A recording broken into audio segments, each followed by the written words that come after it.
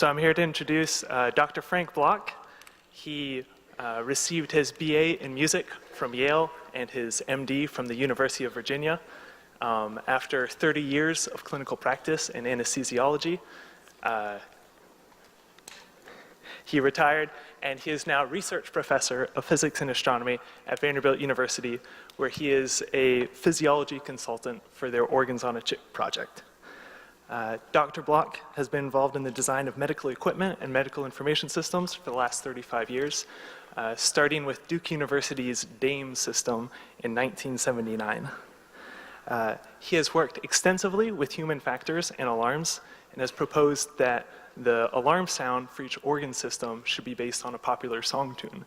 So the cardiac alarm would be "I Left My Heart in San Francisco," and the oxygen alarm would be "Love is Blue." Over the years, he has developed many ideas about how medical equipment and medical information systems should really be like, and he's pleased to share those ideas with you all today. Some trivia about Frank: he has lived 1.5 years in Finland, and he has passed 5 levels of figure skating exams. He just passed the 2 million mile mark on Delta, and his twin grandchildren just celebrated their first birthday. Without further ado, Dr. Bloch.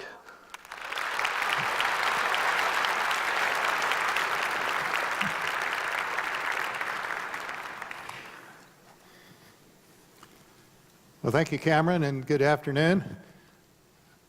Let's see if our slides are ready to go here. And there we go. I've entitled this talk, "If I Ran the Zoo," with apologies to Dr. Zeus. And in fact, I have the domain name blockzoo.com, and you'll see why later on in the talk. I'm having to use PowerPoint, as you can see, and I can't resist this quote from Ed Tufte that power corrupts and PowerPoint corrupts absolutely. Even so, I thought I would start a little bit with where I'm coming from. Cameron mentioned a little bit of it, but I actually began in 1979 with the Duke DAME system, which we started using in 10 operating rooms in 1980. This ran on a DEC LSI-11 computer, and it was programmed entirely in assembly language by a computer geek who locked himself in a closet for 6 months. That's literally true.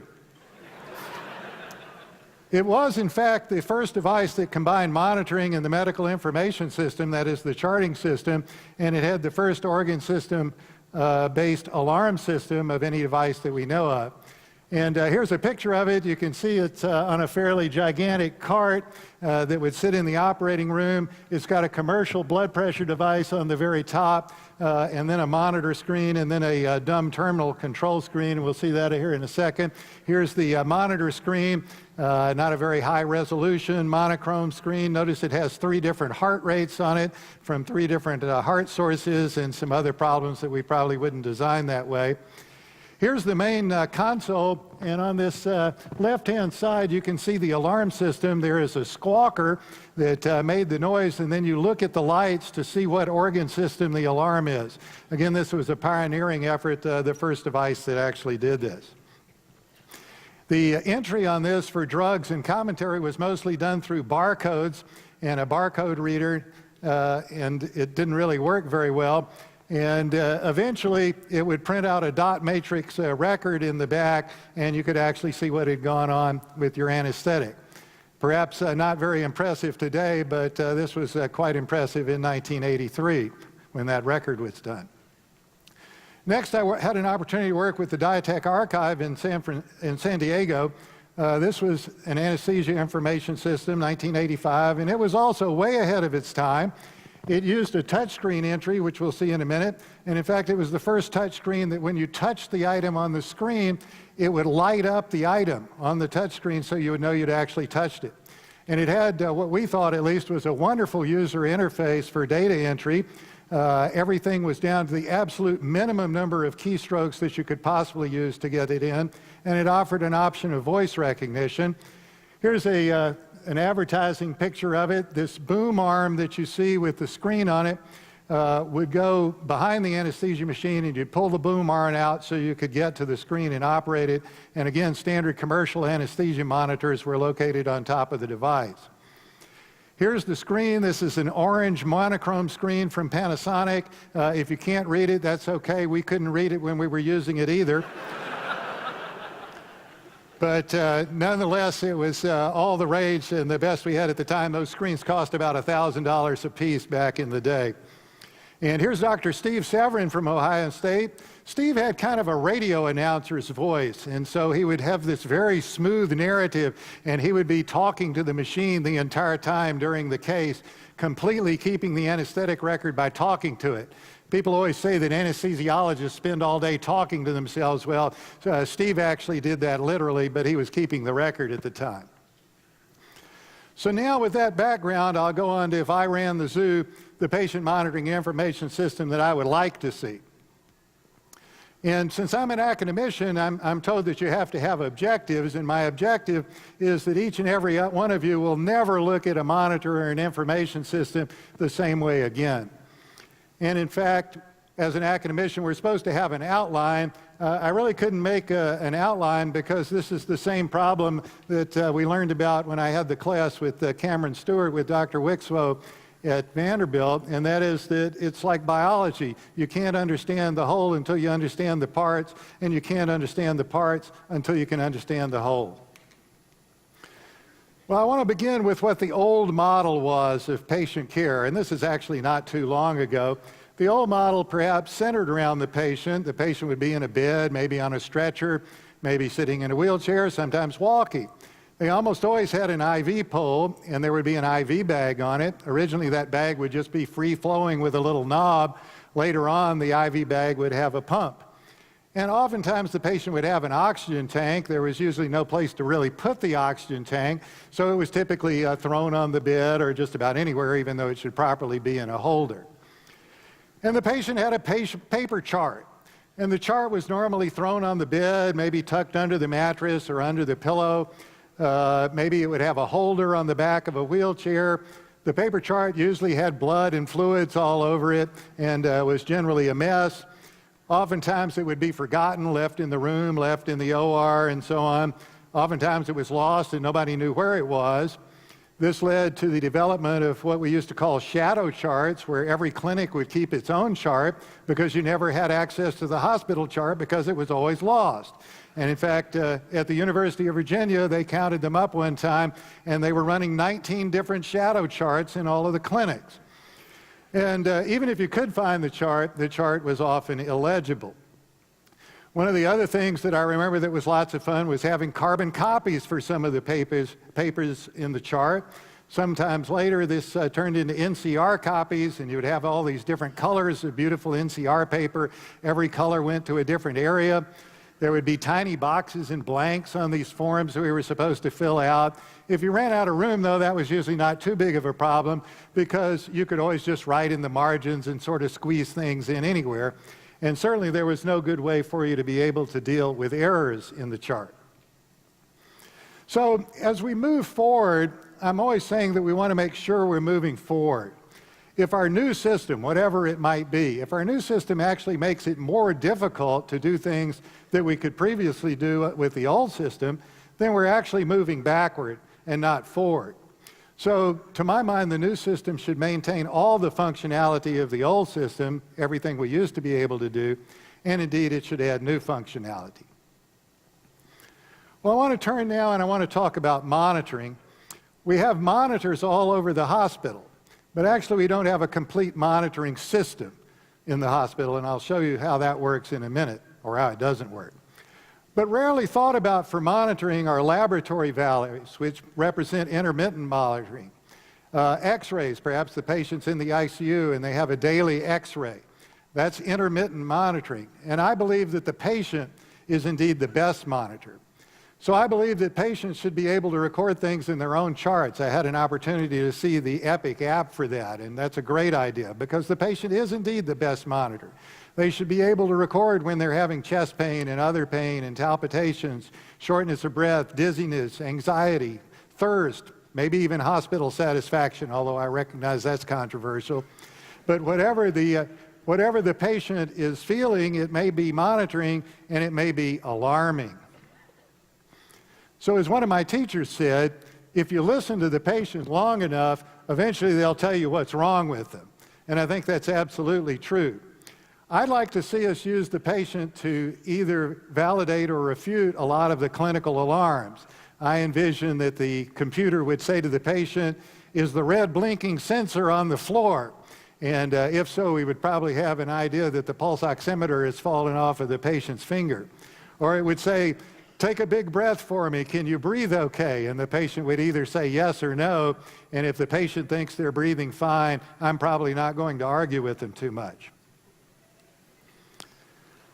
Turning now to information technology, we have a lot of things today, but what do we really need? Well, we need some real integration of the IT pieces, and we need some real integration with the monitors, and I'll talk about what that might be like in just a little bit. But even with Epic, many hospitals have multiple information systems related to specialized monitoring.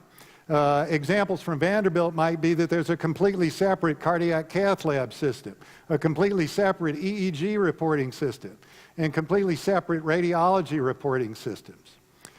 But one big question is, which is which? What's a monitor? What's an information system? Well, for the history of monitors, we can start at the top of the slide. Originally, we had just the waveform, no numbers or anything. I'm thinking of something like the old Bullet EKG monitors. And then it was quite an advance when we started having numbers, which were originally the old Pixie lights, to tell you what the heart rate was. And as we got more sophisticated, we began having trends. The nurse and physician could put entries in, particularly events.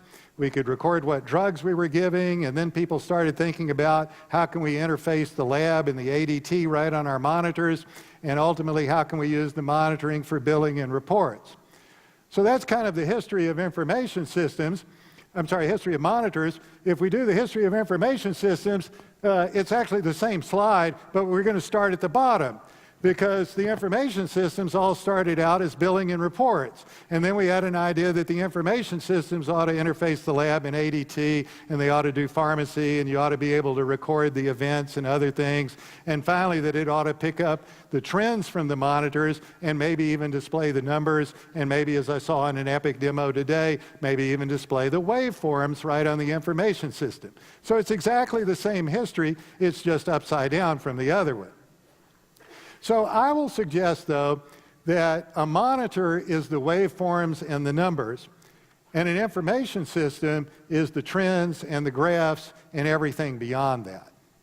So today's monitors, when you look at the monitors from Philips and GE and Draeger and Space Labs and so on, those monitors are really information systems. In fact, most of them will interface with other medical devices and pick up the data and display them and trend them, further proof that they are information systems. But the problem is those monitors are not complete information systems.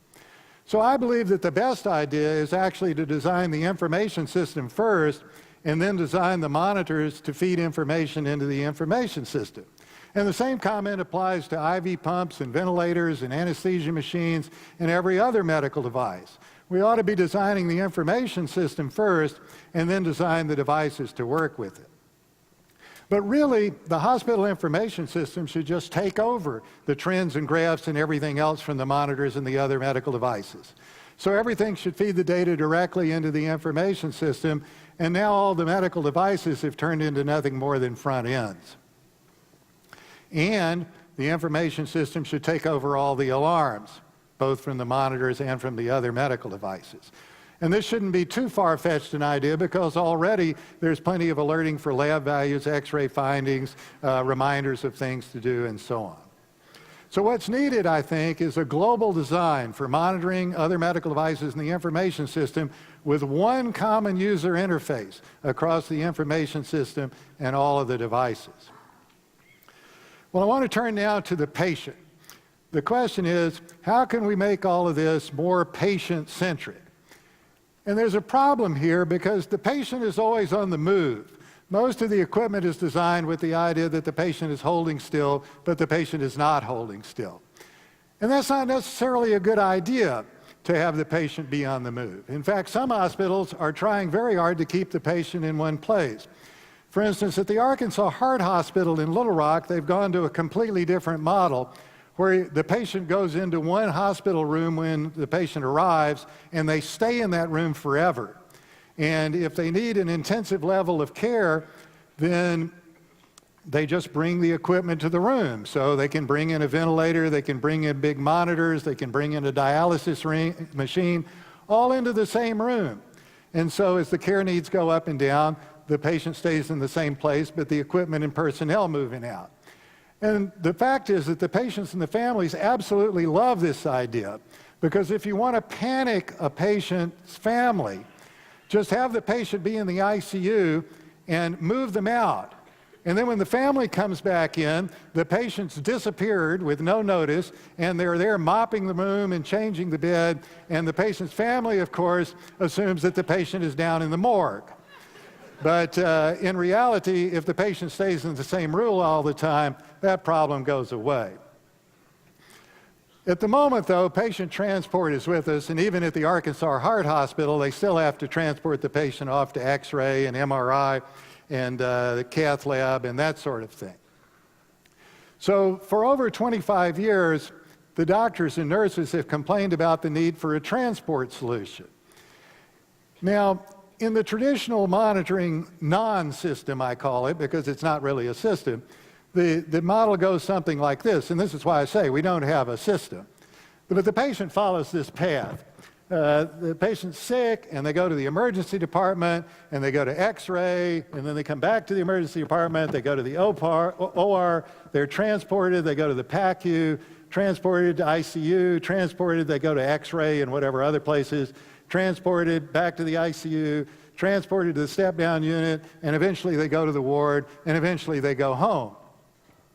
So from a monitoring standpoint, what happens is that they go to the emergency department and they're connected to a monitor. And they go to X-ray and maybe they're monitored and maybe they're not.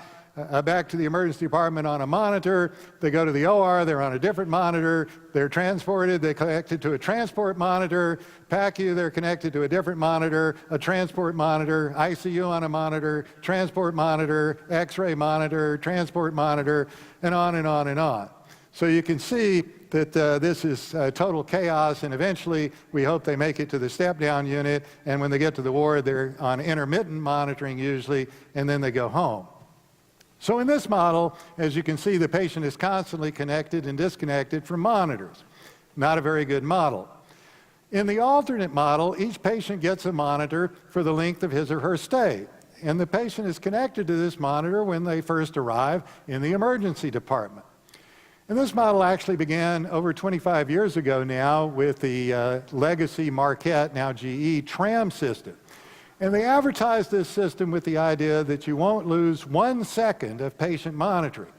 And the reason is that the monitor setup, the alarm settings, and the trends always go with the patient. And let me emphasize, this is not dependent on any network. You don't need a wired network, you don't need a wireless network, you don't need any network for this to work. And so here's a picture of the old Marquette tram.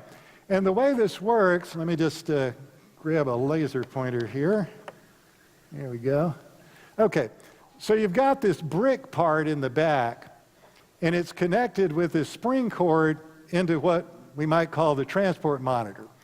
When you get to the ICU or to the operating room, you take this brick piece out and you plug it into a slot on the big monitor in the operating room. And then you have the patient waveforms on this screen and on the other monitor screen. So you have the monitor screen going, at least one of them, at all times. Once they're connected, then you simply disconnect this cord from the brick and take the transport monitor away. And all of the patient's data, the trends, the setup, the alarms, and so on, they're actually stored in the brick. And the brick is the only piece that actually stays with the patient all the time. So this worked extremely well. Perhaps it's a little too big, and so several companies, of course, copied it. The Draeger Siemens Pick and Go protocol was very much smaller for a transport monitor. Philips IntelliVue MMS X2 was even smaller. And finally, the Sotera Wireless Vizimobile, which is really small. I'll just show a couple pictures of these. Here's the Philips monitor. You can see it's actually handheld size. Again, this can be a transport monitor, but it also docks with a big monitor.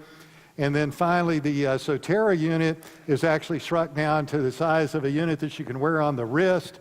It has a finger-based blood pressure cuff here, and really all of the monitoring is right there in this single little tiny piece on the wrist that could indeed stay with the patient the whole time. Well, my proposed solution is that what we need is a bedside care system. And this would consist of several pieces. Number one, a basic monitoring piece that goes with the patient everywhere. And I'll call this the patient side monitor, the PSM. That Vizimobile size, that palm size unit that you saw on the wrist, that's actually a pretty good size. Now, it needs to have some kind of screen for a variety of reasons, or else it has to share a screen with the information system. We'll talk about that in a minute. The basic monitoring piece, though, really needs to include that infusion pump that we talked about, because nearly every patient has an IV, and there's no reason why that needs to be a separate unit. You need to have an advanced monitoring piece for when the patient needs a higher level of care. So you can add on what I'll call an airway piece for the ventilator patients. If the patient has a Swan-Ganz catheter, that is a pulmonary artery catheter, there are a lot of things for that need to be monitored. An arterial line, and so on. And so, for instance, I'd like to see a unified airway box that would do everything you need for the airway. It would do analysis sampling for the gas analysis. It would measure the pressure and flow delivered by the ventilator. The nurse would be able to suction through the device. It would be able to deliver nebulized medications, and it would provide humidity through an artificial nose type arrangement. So similarly for the Swan box, you would connect all of the connectors for the Swan-Ganz catheter, the pressures it's measuring, the mixed venous oxygen saturation, the temperature, the continuous cardiac output, and so on. And my Swan box would include the flushing mechanism that's needed for all of those ports. Number three, you'd need a docking station for the OR, the ICU, the ward, and so on, with the big screen and the option of additional modules. This is pretty similar to what you see today. The big screen, of course, can also be used for charging the patient-side device. But in contrast to what a lot of the systems are doing, I wouldn't turn the little screen off. I would actually use that little screen for remote control and setup and data and this sort of thing when it's connected to the big monitor. It needs to have a ventilator. The ventilator should be portable, and it could be a lot smaller than the traditional ICU ventilators that you see. And in fact, I'll show you an example in a minute of the CareVusion Revell ventilator. The only problem is a lot of these tiny ventilators don't have the full functionality. So here's the Revell ventilator, and you can see this is actually a very full-functioned ventilator, and it is very much smaller than what you've probably seen in your friendly local ICU. It needs to have an oxygen tank or an oxygen concentrator. Whether the patient has a ventilator or not, the patient is often breathing supplemental oxygen. So whatever this bedside care station is going to be, it needs to deal with oxygen. Even for anesthesia, we do anesthesia now with people who are anesthetized while they're transported. For instance, we had neurosurgery patients at Arkansas who would start out in the CT scanner, go to the operating room for surgery, and come back to the CT scanner at the end for a follow-up. And ideally, they would be asleep for that entire process. And then the last piece is it needs the option of more infusion pumps. Obviously, those need to be portable. The patient needs to have a defibrillator, or at least an interface to a defibrillator. It may need a labor and delivery monitor as well, sometimes other pieces, just kind of a catch-all. And it needs the information system, which I'll describe in some more detail in a little bit. Thus, my entire bedside care system, from the lowest end to the highest end, is actually built around a small number of building blocks, as opposed to what we see today from the monitoring companies, which is that they have a huge number of monitors, all slightly different, and it's very confusing for the customers to try to figure out exactly which monitor they wanted to buy. With the building block system, most of that problem will go away. And so my entire system is very easily transportable. And let me just emphasize that whatever you're going to make for this bedside care system, Every single piece needs to be waterproof, it needs to be drop-proof, it needs to be theft-proof because things like to walk away. It needs to be MRI compatible. I don't want to have to deal with a specialized set of MRI equipment, and it needs to be latex-free. And every time I've mentioned this concept to the engineers at the monitoring companies, they have, of course, screamed. And let me just emphasize that it's not that hard and it's not that expensive if you plan in advance. If you've already built it the other way, it's probably way too late. Where do I put it? Salespeople are always coming in trying to sell me the latest gadget, and my first question for them is, where do I put it? And if the answer to that question is anywhere you want to put it, what that really means is we haven't thought very much about where anyone would want to put it. And so most of these things have a very compromised design with the net result that they don't really work very well no matter where you put it. It would be much better to come up with a solution for where you're going to put it in advance before you even started to design the thing. So we have to think very carefully. Where should the patient-side monitor really go? Should it be wearable, like that wrist monitor we saw? Should it maybe be in a pacemaker pouch hanging from the patient's neck? Maybe it should be in the bed or under the bed. Maybe it should be hanging on a bed rail on the side of the bed. Maybe it should be foot of the bed or head of the bed.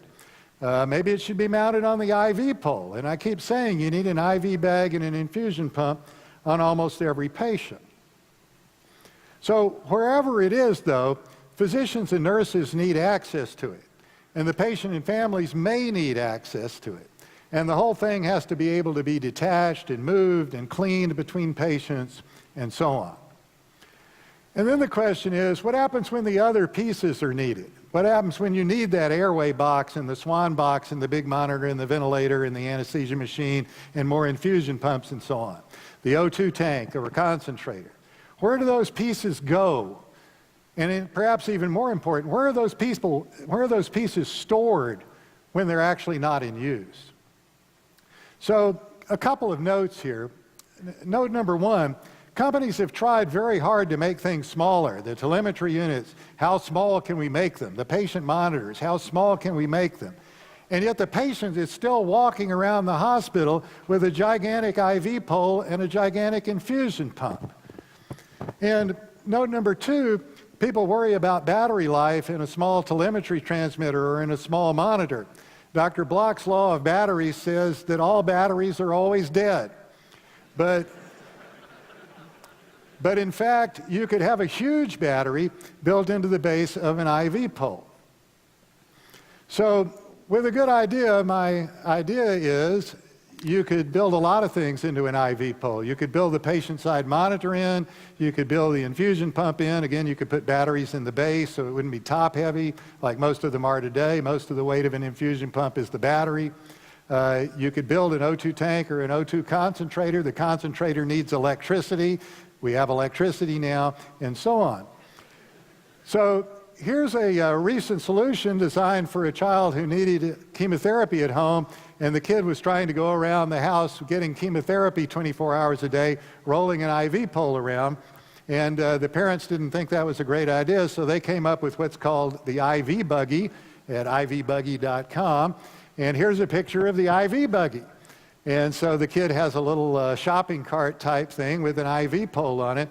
And sure enough, the kid can carry toys and crayons and whatever and go around with the IV buggy. Here's another idea that's come on the market with sort of the start of an integrated design. This one is called SafePole. And it has some of the things that I was talking about. It's got electricity. It has an oxygen tank. It doesn't have any batteries that I can see. And what you can see there, and we'll come back to this, is what you see is some pieces just bolted on to this IV pole that's now turned into a frame. Okay, let's turn now to the information system needs. Bedside charting. Patients don't mind if the doctor or nurse uses a computer to chart at the bedside. I have seen this myself. It's particularly true if the caregiver is facing the patient. And I think this is good because this is an Epic recommendation that the charting should take place facing the patient. And the patients actually view this as contact time. They'll say, oh, Dr. Block spent 30 minutes with me. Of course, he spent 5 minutes talking to me and 25 minutes charting. But they still view it as contact time. So I want to see a complete charting workstation in every patient's unit. That is, I want to see a chair and a desk and a computer, and I want the controls and the supplies and everything to be at my little workstation, and I'll be facing the patient. I'll show you an example of that here in a minute. There is a problem, though, and that is that the patient wants to see the chart too, and I understand Epic is working on this idea.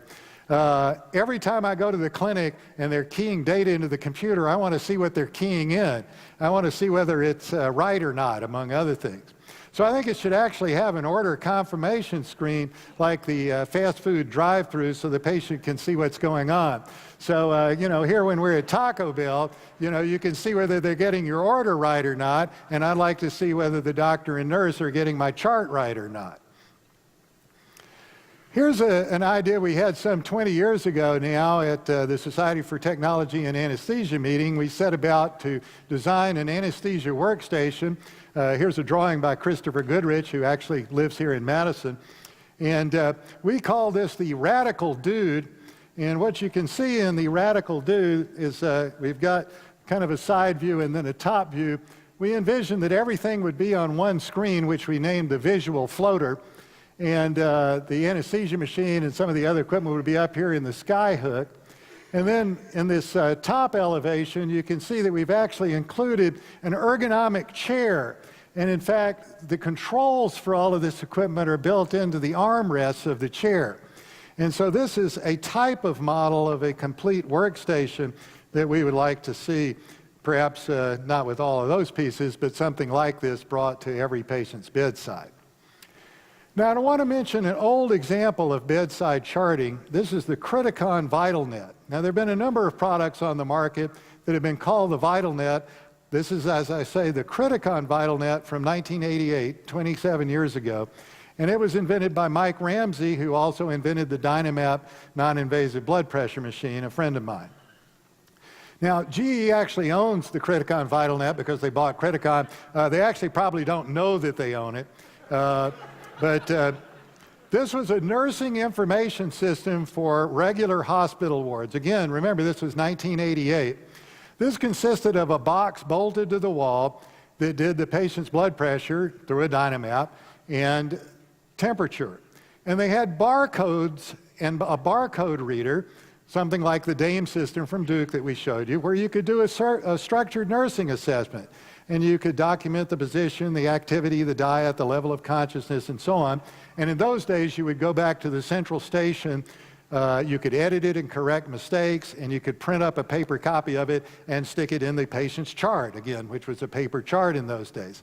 And here's actually the patent for it. You had this book of barcodes, and so the nurse would read a barcode for position and flip the page, and read a barcode for activity and flip the page. And they could complete this in absolute lightning speed going through these pages of barcode. I wouldn't have believed it if I hadn't actually seen it in use. But they had a very special marketing technique for it. You could have a free 90-day trial in one ward of your hospital of this new system. And at the end of 90 days, you either bought it or they would come and take it away and you owed them absolutely nothing. Well, what do you think? No hospital ever had the 90-day trial and had them come take it away. 100% of the hospitals bought it, and actually the nurses wouldn't let them take it away, because this was the first system designed for the benefit of the nurses. And it was specifically designed to make the nurse's life easier, as opposed to being designed for the benefit of the hospital administrators, which is perhaps the perception of electronic records even today. Well, I was going to talk about the traditional hospital information system, but since this is Epic, I'm going to assume you know this. So I just want to talk about a couple of the problems, and that is network downtime. Now, I understand Epic is very good, and Epic has virtually zero network downtime. But some places maybe are not so fortunate, and Epic is not 100% either. Even back to the DAME system, where we had convenient 25-pin cables running through the ceilings of the operating room, we discovered that anytime people were working on the plumbing and air conditioning and so on, if there was a cable in the way, they simply disconnected it. And we were never able to get that to stop happening. But you could also have natural disasters, earthquakes and hurricanes and so on. You could have power failures that might last for days, and you could even have hackers. And when I was working at the University of Arkansas, we had these. They got into the hospital information system and basically brought it down for a couple of days while they tried to figure out how they got in and how to get them out. And we don't think they were up to any particular evil intent. We just think they stumbled on it and were playing. But you could have hackers.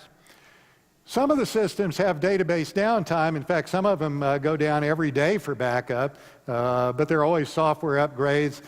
Still, I think most of the systems go down for daylight savings time twice a year coming up next weekend, which I think is ridiculous that that problem has not been solved. And again, you might have unplanned database downtime from crashes and hackers and so on. So when all patients in your 500-bed hospital have EMRs and the system is down, then the truth is that you actually have no records on 500 patients. And I'll suggest that that's unacceptable. And remember what I said at the start of the talk, that I don't like it when things are taking away functionality that we used to have. And it has never happened that the patient charts for all 500 patients in a 500-bed hospital have been lost simultaneously, except for once, which was St. John's Regional Medical Center in Joplin, Missouri. And at the end of the tornado, the hospital looked something like that, and they were finding the paper charts some 70 or 80 miles away. Now, the good news there is that that was an Epic installation, and all the Epic data were safe in Joplin. But the paper charts were lost. This is the opposite of the usual situation, however. The more usual situation is that the EMR is down, and whatever you have on paper is probably still up and running. When the system is down, you can remember Kevin Kremper's quote. He said, "Paper is cheap and you can get free pens from the drug reps." And as someone else pointed out, even with a clay tablet, you can write on it when the power is out. Okay, so my model of the solution for this is the patient-side chart. Now, this could be built into a monitor. It could also be a netbook or a tablet or a cell phone. And it would be at every bedside, and it would stay with every patient all the way through the hospital course. It would have a copy of the electronic medical record, at least the things that were on the patient chart. But really, now that memory is cheaper and smaller and so on, you could have digital x-rays and full disclosure ECG and so on my patient-side chart. So I don't take anything away from the traditional EMR model, not a thing. I just keep a copy of all that data on the patient-side chart and hot sync it whenever the network is available. So it's kind of a GitHub model for all of you techie types. This way, if you lose the network, each patient has his or her own chart. Or if you lose one patient-side chart, then you can simply restore it onto new hardware from the network. So at the bedside, you would have the hardware and software to display and run the hospital's own electronic record online, and the hardware and software to cache the data for offline display. You would also need the hardware and software for bedside charting, so the doctor or the nurse can still keep the chart even when the network is down. And you would have the hardware and software to gather the data from the monitors and the other medical devices so that they could be properly charted as well. So when do you really need this? Well, even with Epic, you need this during transport. You need this in the elevator. You need this in the X-ray and MRI and other areas of the hospital where the network doesn't reach. How do you introduce it? Well, the patient-side chart can actually work as a standalone device. You can do bedside charting. It never needs a network. It's completely self-contained, just the way that that Marquette tram never needed a network. So you could sell and use these in quantities of one. You don't have to install 500 of these on day one. And so maybe you would use it for the most critical patients at the start, or maybe you would use it for the patients who are getting the most transport, since, as we said earlier, that's the issue. Where do I put it? Well, if I'm going to propose this, I have to ask myself the question too. Well, put the patient-side chart in the same place as the patient-side monitor. Put it on the patient, put it on the bed, put it on the IV pole. But in fact, let's put them together. Let's build the patient-side chart into the patient-side monitor. In addition to this, I'd like to propose a wearable information system for the caregiver, and we'll call this by an old Datex Omeda name, the Track-A-Pack. This could be something like the body trays that were worn by the roller skating car hops at the 1950s and 1960s drive-ins. This picture is actually a remote control for what we used to call a remote control airplane, now called a drone. But you can see that this is actually put on with some straps, and it will stick out straight forward at the caregiver's waist. And I envision that this could, in fact, be an information system with various controls on it and so on. Probably wouldn't look exactly like this drone controller. So the Track-A-Pack would need to communicate. It would need to ideally run on both the wireless network and on the cell phone network with seamless transfer, so you could have access to this inside and outside the hospital. And of course, it would need to have communication not only of data, but also of voice wherever it went. So the Track-A-Pack needs a data link into and out of both the patient-side chart as I walk into the patient's room and the hospital electronic medical record.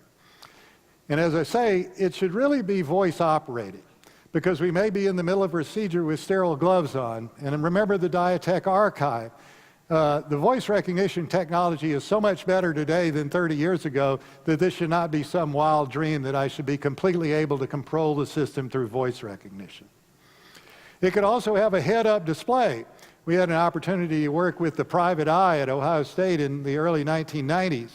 And maybe you've heard of the Vanderbilt Vigilance System, where the anesthesiologist is walking around with an eyepiece, keeping an eye on 4 operating rooms. And of course, a lot of publicity for the recent Google Glass. We'll see where that goes. But here's actually a picture of the private eye from Ohio State.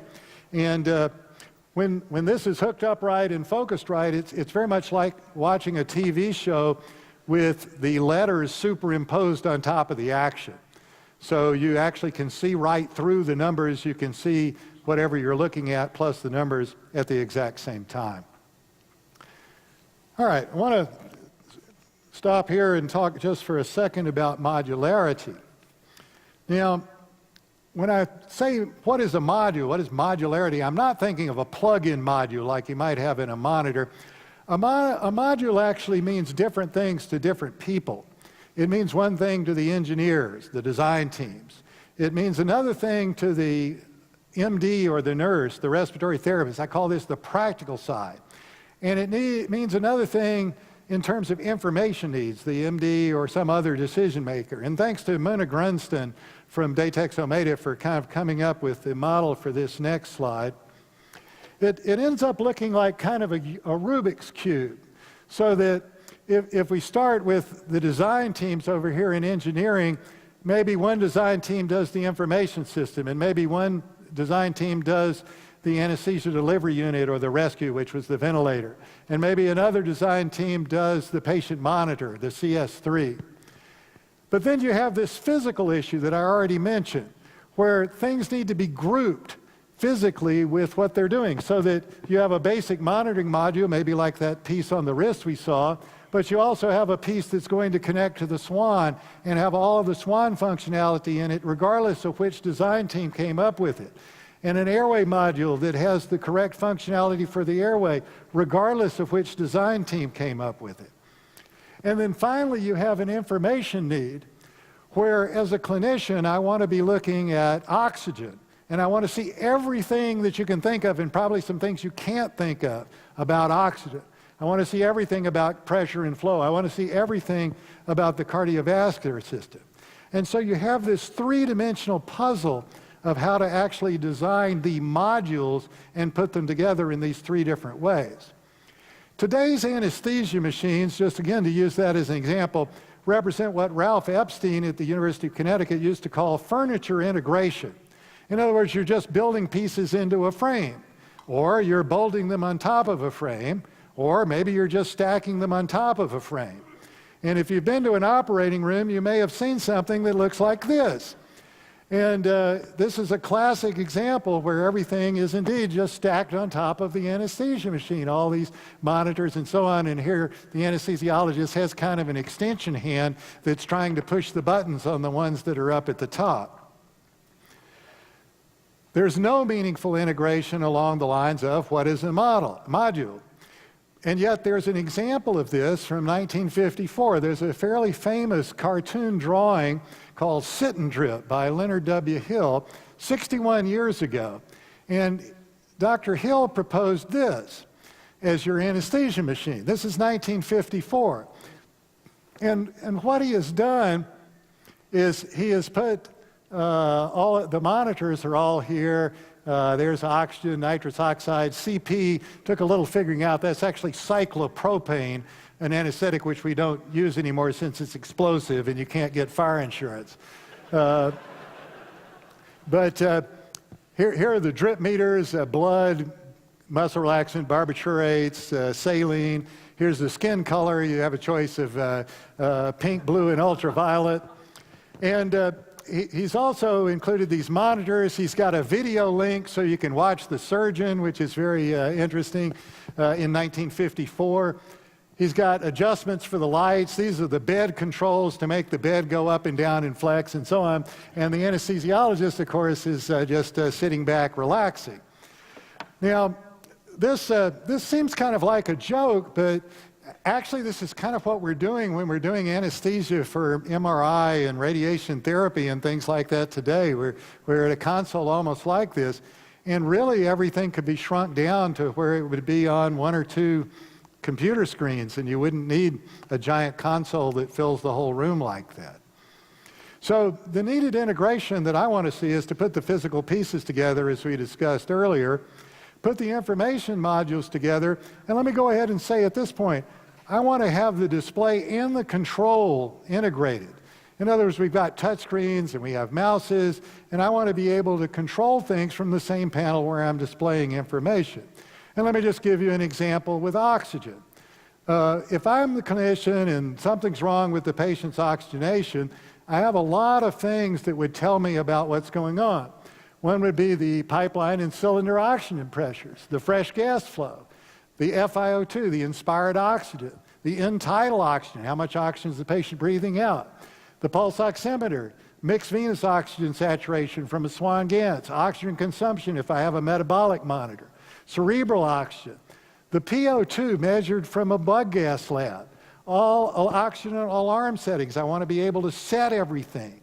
So I want to be able to make these adjustments and see them all on a single screen dedicated to oxygen. Same thing for tidal volume on a ventilator. I want to be able to set the tidal volume and see what it is. I want to measure the patient's inspired and expired volumes. I want to see the machine tidal volume. I want to see the patient's volume, and I want to see the alarm settings. Typically, even on a ventilator, one ventilator from one manufacturer, these data are in all over the screen, in different areas of the screen. They're not brought together at all. I also want to talk about what I call passive mode versus active mode. All medical devices are used in one of two different ways. Passive mode is kind of a monitoring mode. Active mode, the user is interacting with the device. The passive mode in the standards world where I operate sometimes, that's called the FAR node, the 4-meter mode, where certain alarms have to be visible from 4 meters. The active mode is the near mode, 1 meter. Certain information and certain alarm information needs to be visible from 1 meter, but not from 4 meters. And I understand Epic is working on something like this for the ICU, and that's great. You need to consider what the caregiver needs to see from across the room and what do they need to see from up close. And as an example of how you might design this, you could take the main screen monitor display and you could shrink it down proportionally so it's now occupying 1/4 of the original screen for the near mode. And now you've got 3/4 of the screen freed up that you could use for trends and data and setup and various other things. And you could use various technologies to detect when the caregiver is far and near. So all of this could actually happen automatically. I want to talk now about a different kind of mode. This is what I'll call monitor modes, and this was pioneered perhaps by the Datex, now part of GE, AS3 monitor, which allowed you to configure 7 modes. So you could have an adult mode and a pediatric mode and this sort of thing. And in each of the 7 modes, you could configure your display layout, the scales you wanted on your waveforms, the lead selection and configuration for the EKG, colors, and alarm settings, and so on. So this sounded like a great idea. The customers had asked for this. But the problem was that you could configure more than 300 different things into each of those 7 modes. So they ended up being very terrible because no one could remember what the difference was between mode 1 and mode 2, and which settings were in one mode and which ones were in the other, and that sort of thing. Well, they argued, but it's what the customers asked for. Yes, but it's not what they wanted, and it's certainly not what they needed. So I believe that these monitor modes need a complete rethinking, and so what's needed instead is data sets, and I'll tell you what I mean by that in a minute, views of data sets, and I'll tell you what that is in a minute, and then you would have alarm sets, which would be divided into 2 categories. One would be patient-specific, so that the adult patient, the neonatal patient, the cardiac patient, they would all indeed have different alarm settings, but they would also be event-specific, so that during anesthesia, during induction, emergence, cardiac bypass, during ICU procedures such as suctioning or dressing changes, you might again need event-specific alarm sets. And then there'd be some master configuration where you would set the color in the units. And then finally, what I call presets, which is actually just combinations of all the things you see above. And now it's becoming almost possible to understand what's in a monitoring preset. Well, so what do I mean when I say data sets? Well, a data set's simply a group of data. That means that you can have some kind of general screen, an overview screen, a monitoring type screen that you'd see across the room, but maybe you're interested specifically in looking at what's going on with cardiac, or what's going on with ventilation, what's going on with oxygen or with the neurological system, and so on. And then a view is simply a way of looking at a data set. And there's several of these. For instance, you could have the real-time view with waveforms and numbers. You could have graphical trends. You could have numerical trends, also known as digital trends or tabular trends. And the graphical trends and the numerical trends should always have the same time and the time range, so that if I go back and forth, I'm seeing the same data in the same time frame. You could also have snapshots, which are historical snapshots of real-time data that could be taken on alarms or taken manually or taken on set intervals. But the point here is that the data sets stay the same from view to view. And so the way you do this is you would have horizontal and vertical tabs. For instance, you might use the vertical tabs to pick which data set you wanted and pick a horizontal tab to pick the view you wanted, and everything is the same. And suddenly it becomes very much easier to see exactly how your data is being changed. Well, I want to talk now about the challenge of turning data into information, because quite often we have lots of cluttered screens and useless data. So here's an example that comes from the Apollo 13 moon mission. These slides are courtesy of David Woods. Here's Apollo 13, there's Tom Hanks. And these are recreated screens from Mission Control. This is one of dozens of screens, and David Woods shared these slides but asked that they not go any further than me in my talks. So here they are. Here's one of the screens, one of dozens of screens, and things are pretty much okay here. But a few minutes later, something is very critical and something very bad is about to happen.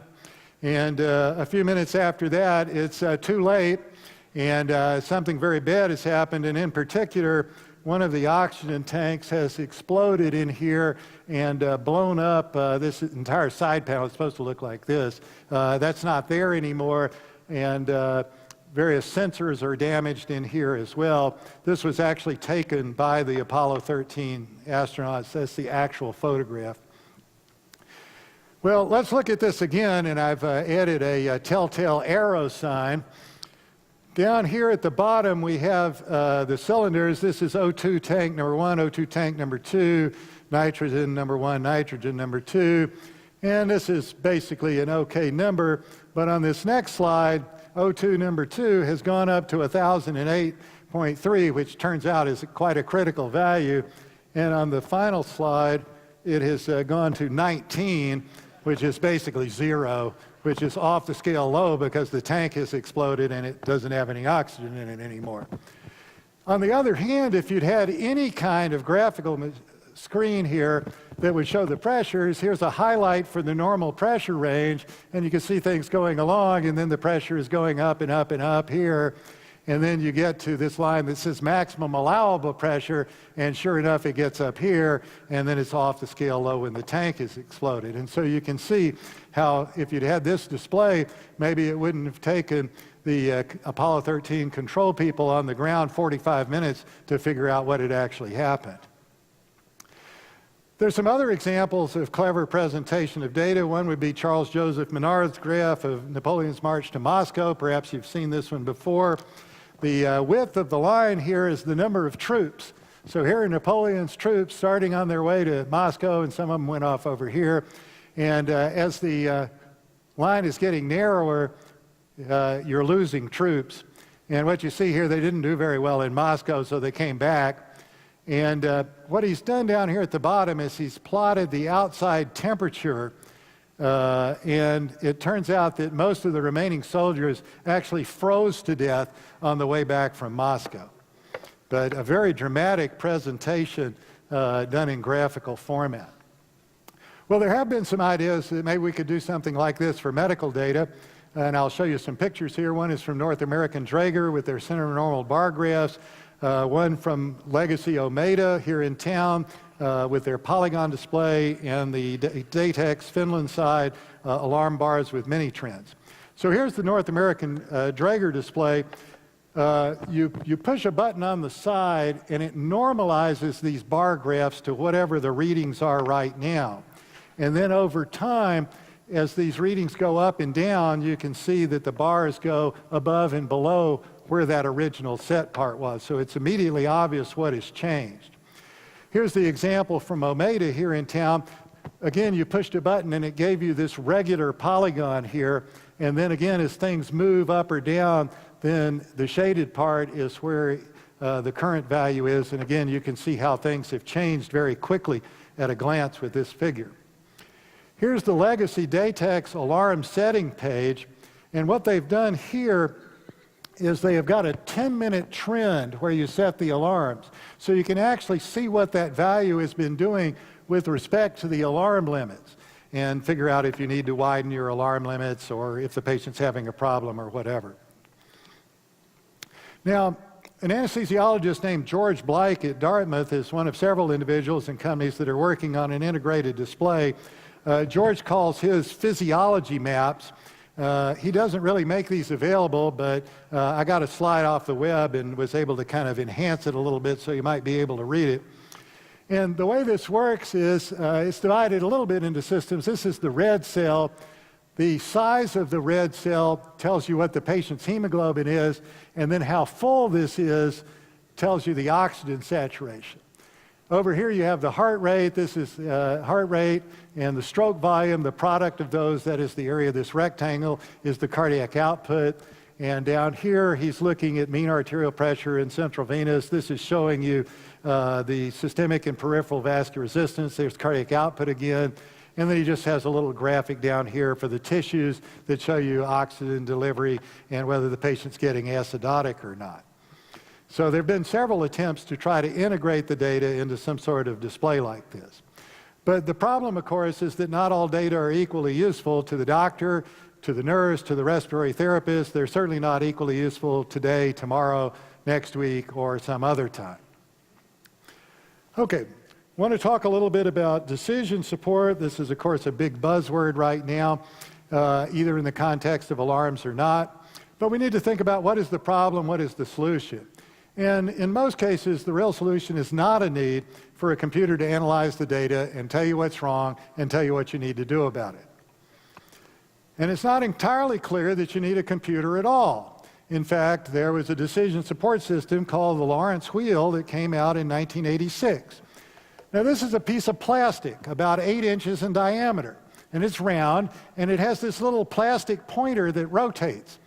And so you rotate the pointer and what the blood pressure is doing. So we could If the blood pressure is high or normal, you start out up here, and then if the cardiac output is high, you'd be over here. Let's say the cardiac output is low, and then you look at what the heart rate is doing, and let's say the heart rate is very high. So you'd have your pointer going up this way, and it says sinus rhythm, and then if yes, you go over here, and if no, then it says treat pharmacologically or cardioversion. And so this little cheat wheel was very popular, and in fact it's surprisingly accurate. Even in 2015, some 30 years later, we would treat most of these things almost exactly the way it says on the wheel. And these wheels are in great demand. I happen to have 2 of them in my possession. I could probably sell them for $100 on eBay, but they're extremely possible and popular, and they don't involve a computer at all. Well, I want to say just a few words about smart systems, rule-based systems, neural networks. I'm going to assume that everybody's generally familiar with those. I just want to talk about expert system shell programs. An example of that is called First Class Fusion that I had an opportunity to work with several years ago. It's a rule-based system, but it learns from examples. You give it examples, and the program generates the rules. You can see the rules, and you can view them and edit them and adapt them if they're not working perfectly. Another example would be self-organizing maps. This was the work of Kohonen in Finland. It was modeled after an understanding of the human brain where the computer takes data that are coming in and organizes it in a 2-dimensional space. And the idea is that you may be able to discover new relationships from this. And so here's some input into a self-organizing map. This is an animal one. And so here's dove, hen, duck, goose, owl, and several others over to horse, zebra, and cow. And then we decide, is it small, medium, or big? Yes or no with zeros and ones. And then it has 2 legs, 4 legs, hair, hooves, mane, feathers, and it likes to hunt, run, fly, and swim. So you give it this data, and we let the self-organizing map organize the animals. And these lines are actually just arbitrarily drawn in. So this is kind of interesting because all of the birds ended up over here, and all the mammals ended up over here. And it put the horse and the zebra pretty much side by side, which you would expect. But then this is kind of interesting because it put the hawk and the owl side by side too. And you know, an owl kind of doesn't look like a hawk, but it actually has a lot of properties in common with a hawk. And so this would be an example of the self-organizing map at work. And these could be used in medicine, I believe, for pattern recognition and to take things from symptoms to diagnosis and to come up with appropriate alarms based upon multiple variables. The real need today with decision support is to call up knowledge, dosages and checklists and protocols, best practices, differential diagnoses for common problems. Traditionally, on the different services, the residents used to carry around cheat sheets in their hip pockets with all sorts of important facts on them. Nowadays, most of the residents will have a copy of the Washington Manual of Medical Therapeutics in their hip pockets, and yes, they often still have a paper copy. The only thing wrong with this picture is that the cover should be about half torn off, and lots of things should be written on the cover. Be more realistic. What's needed on the electronic side is something similar to OLE, which stands for Online Electronic Health.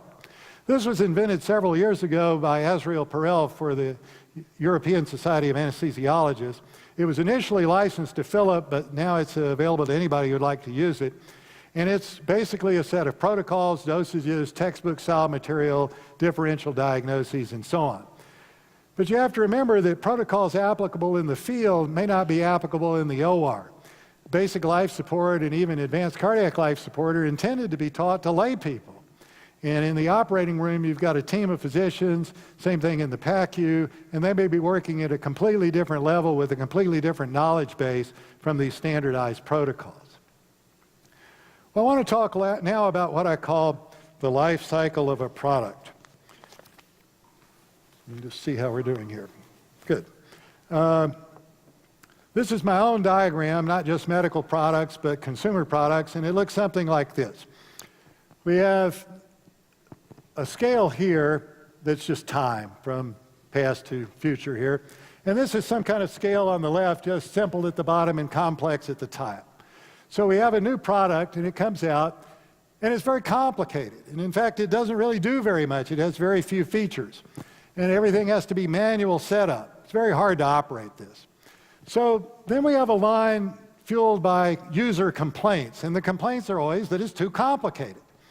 So the companies take the product, and it still doesn't have very many features, but they've really gotten rid of a lot of the setup and so on, and they made it pretty much automatic. And this is a great product down here. Unfortunately, you almost never see a product like this because the next line of development is fueled by user requests. And what are the user requests? Well, the user requests are always to have more features. And so as soon as you have now lots of features, you have to configure them and turn all those features on and off again. And now it's back to being complicated. And in fact, most products probably don't ever get out of this stage. In fact, some of them seem to go on up through the ceiling somewhere. Okay? Occasionally you will have a product that is able to understand the user needs as opposed to the user requests. And you may get a powerful monitor that's completely automatic, and it kind of only interfaces with the user on a need-to-know sort of basis. And I suppose the bad news in all of this is that eventually it'll be replaced by new technology and you'll start all over again. And we saw that, for instance, we saw this exact cycle go with the film-based cameras, and of course then they disappeared and were replaced with digital cameras, and we're somewhere in the middle of this cycle, I think, with digital cameras, although some of them are getting down to this area of powerful and need to know. Well, I'm going to wrap up the talk here. This was If I Ran the Zoo by Dr. Seuss. And just a quote here, "Yes, that's what I'd do," said young Gerald McGrew. "I'd make a few changes if I ran the zoo." So if I ran the zoo, the main things I would make would be the integrated portable bedside care system, including the patient-side monitor, patient-side chart, and the other modules.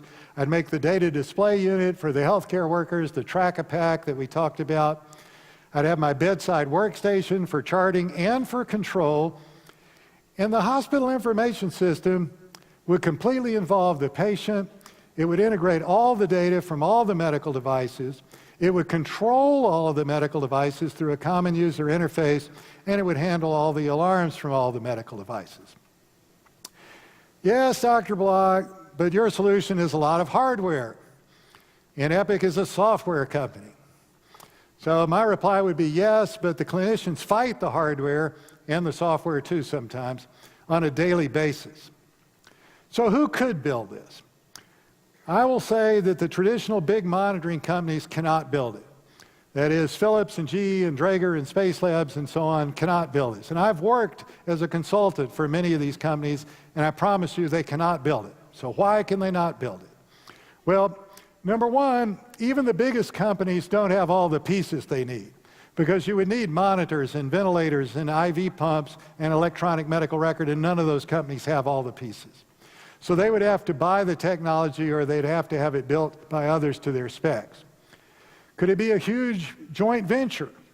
Well, there are efforts underway to improve the interoperability of medical devices, certainly, but probably you'd need an arrangement like the sewing machine combination of 2 centuries ago almost now, which was the conglomerate of companies where all the sewing machine patents were cross-licensed and everybody could use everything.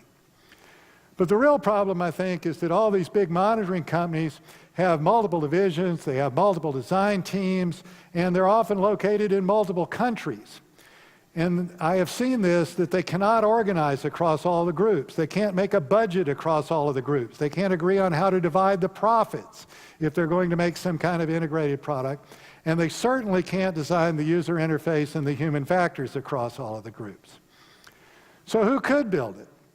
Well, maybe Microsoft, or maybe Google, or maybe Apple, or maybe someone else. I don't know. Maybe even Epic. And I'll suggest that you could. I'll suggest that you could build it.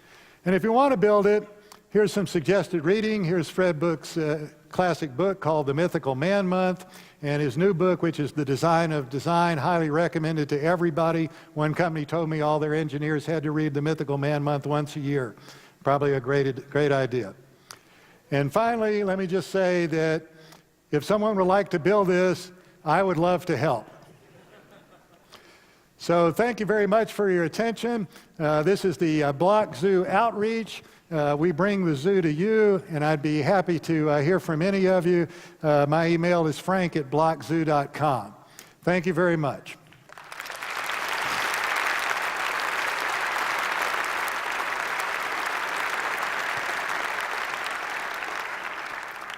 All right, so we're now going to have a question and answer session, and I haven't done this before, so I guess they're sending the questions to Aaron, and they're coming up on the screen, and I guess I will read the questions. And, okay. Okay, oh, here we go. All right, so the questions are up so you can see them. Okay, even better, all right. As we integrate to more to personal devices, Fitbits, et cetera, how do you worry about overwhelming physicians with too much information? Well, the problem is that not all the information is equally important, and it's not all equally important at the same time. That is, when I look at a chart of the patient who had surgery yesterday, some things are important to me that are very different from when I look at the patient's chart who had surgery a year ago. So the key here is to have the data be appropriately important to the appropriate person at the appropriate time. We do have too much information. Everything is the same size. It's like that screen from the Apollo 13. There are all those nice numbers, but all those numbers are not equally important. And so we really need to focus on bringing the critical information to the physician, and I had a nice session this morning with Aaron and some others, and we saw some ways that that might actually be able to be done. So yes, I do worry about it. We need to work on it. How would the proposed monitoring and information system avoid alarm fatigue? Okay. This is a subject very near and dear to my heart. Alarm fatigue is a major problem. I'm on the International Joint Working Group on alarms that makes the ISO IEC standard 60601-1-8 for all you nerdy types. There's a big push right now, we were talking about it this morning, where there's an idea that every patient who is receiving narcotics in the hospital should be monitored lest they have respiratory depression and be found dead in bed. And the problem with that is, if you start looking at the numbers, is that it looks like you would have one critical event around every 500 patient days. Different people have different numbers, but let's say it's around one every 500 days. And yet you're going to have at least 4 false alarms per day. So that means if you're going to put in a system like this, you're going to have a system with over 99.9% false alarms.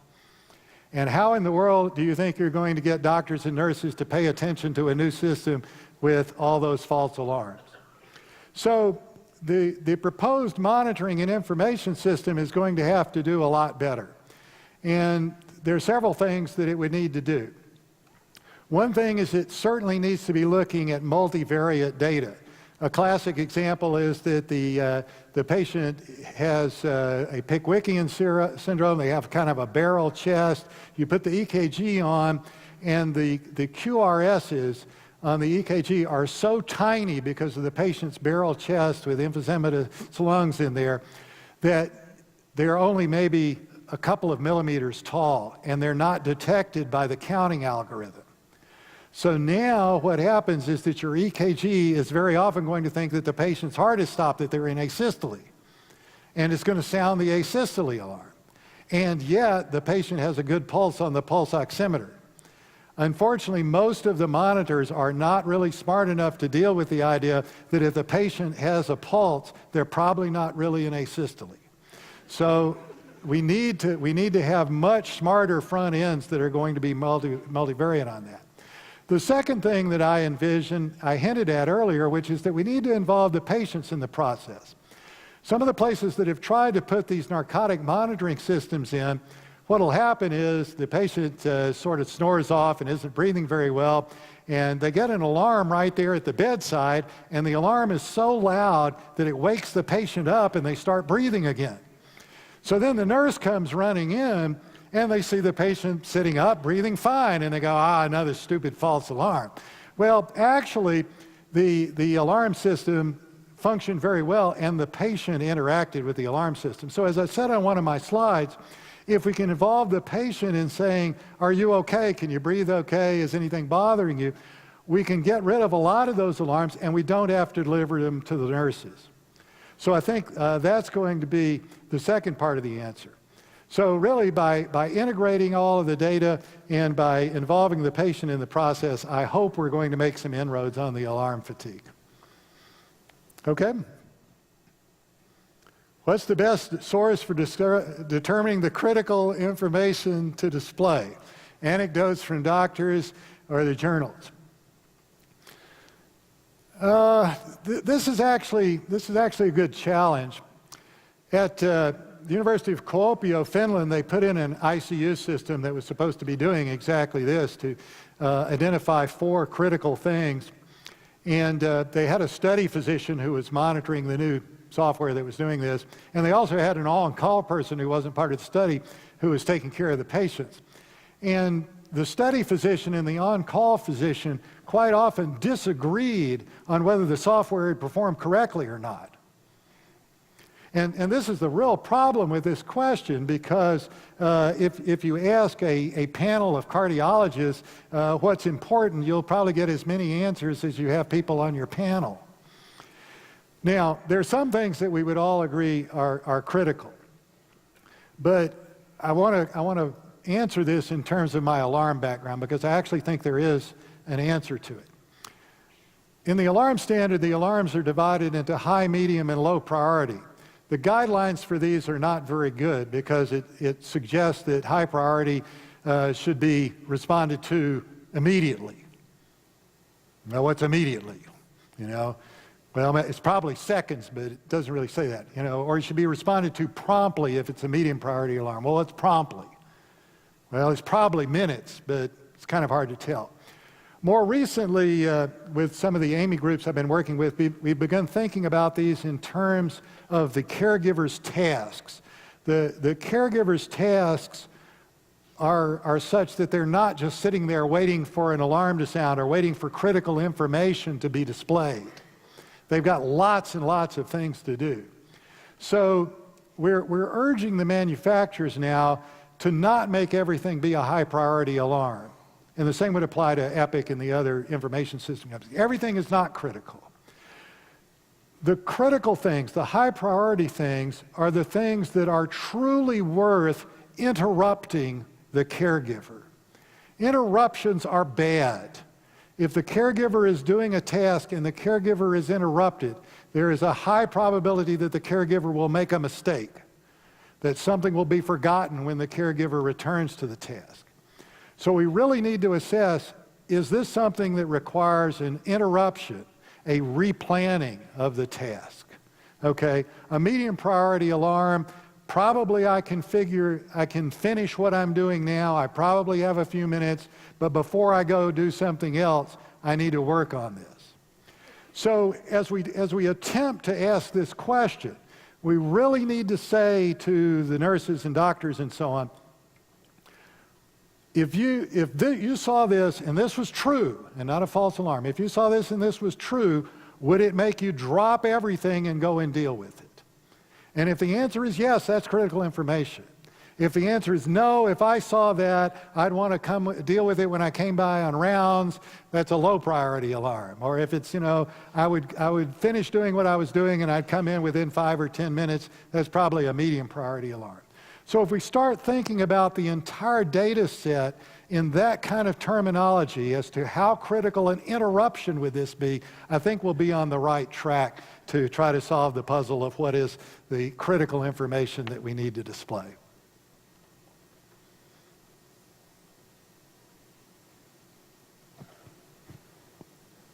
I don't see a question.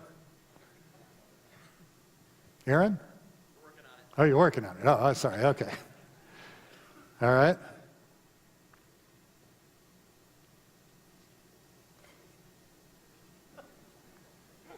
Okay, here's modern technology. This is a sneaker net.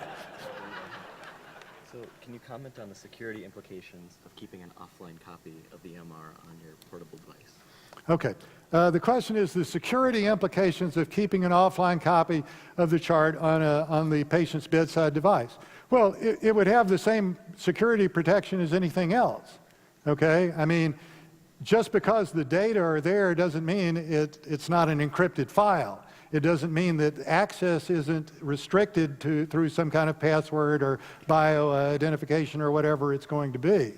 The data is equally protected on the patient-side chart as it would be on the network. How do you see mobile devices? Okay, okay, we got one up here. Which one should I take? Okay, that one. All right. How would the PSC work with the need to authenticate a user without the guarantee of a network? You would have the authorized users downloaded into the device. Okay. In other words, if this is patient, Frank Block, who's lying there in the bed, there's a certain set of caregivers that are going to be taking care of me. And the ones that are reasonably expected to be taking care of me will already be downloaded into the patient-side chart. If somebody else needs to get access, then they're going to actually have to get somebody else to come in and help them authenticate. Okay? But remember, this is Epic, and the network's up 99% of the time. You don't need this most of the time. Okay. Wouldn't a system like this make an environment where the providers are more focused on the monitoring than the patient more likely? Well, this is always a difficult area whenever any new monitor comes in. I remember when EEG monitors first came into the operating room, and so you had all these numbers here, and so we're giving an anesthetic, and the surgeons are doing surgery, and the resident's going, well, look, that number just went up a little bit, and now it went down a little bit. Oh, and now it's going up again. And, meanwhile, the oxygen saturation is 75%, the blood pressure is 60/40, and they've become mesmerized by looking at whatever this number on the EEG is that nobody even knows what it means. Okay? So that's absolutely true. People can be mesmerized by the monitoring. I hope they're actually not going to be mesmerized by the monitoring. I hope they're going to be exposed to the monitoring on kind of a need-to-know basis.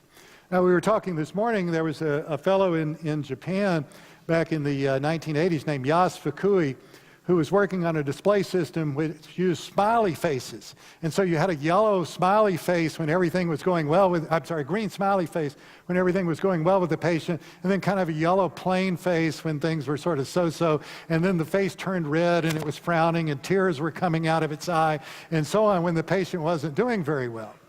So, I don't think we're quite ready for Yas Fukui and his smiley faces, but I don't necessarily need to see all of those monitors except when I need to see them.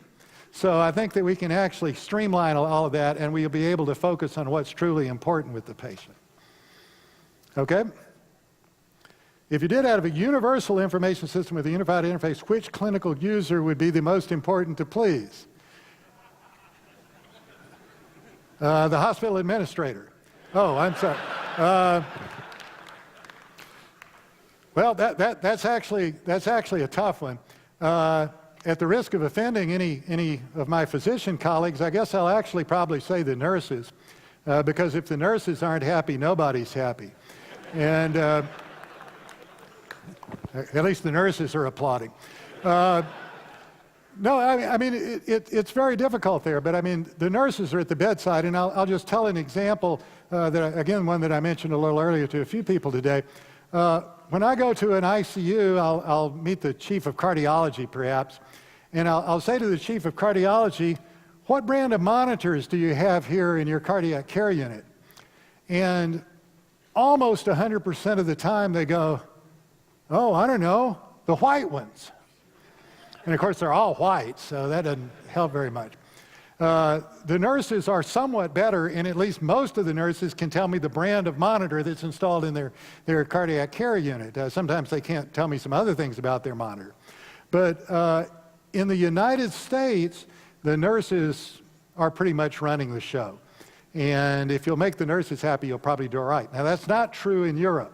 In Europe, where you have very, very heavy physician presence in the intensive care unit, you really need to make those physicians happy. Those physicians can absolutely tell you what brand of monitors they have, and they can tell you everything about the monitors and how they work and so on. In Europe, very different situation in the United States. I'll pick the nurses. Okay. With bedside charting offline, how should data syncing via the GitHub model work if meanwhile conflicting data was entered in the chart? Well, it has to be something like Microsoft Word trying to reconcile things through track changes. We'll hope that that's actually not going to be a big problem, because, maybe a doctor wrote a nurse and a nurse wrote a note. Well, that's fine, you've got two notes. Most of the things are not going to be in a state of direct conflict. And I have to say again, this is epic and the network is up 99% of the time. So anyway, so we'll hope that there's not too much conflicting data. If there is, you'd have to flag it.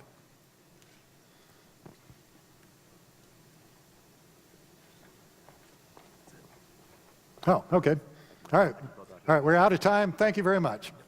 Thank you.